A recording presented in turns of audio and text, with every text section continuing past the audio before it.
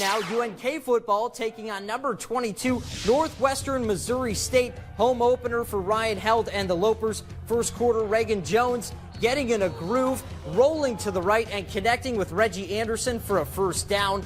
Good start for the Lopers continues. Jones surveys and dumps to Zane Schwazang out of the backfield. The shifty Waverly native skirts through the defense and moves the chains. The Lopers drive would stall. Here come the Bearcats. Chris Canute takes the shot, and Jake Weber open down the sideline. Huge gain sets up Northwest Missouri State in the red zone.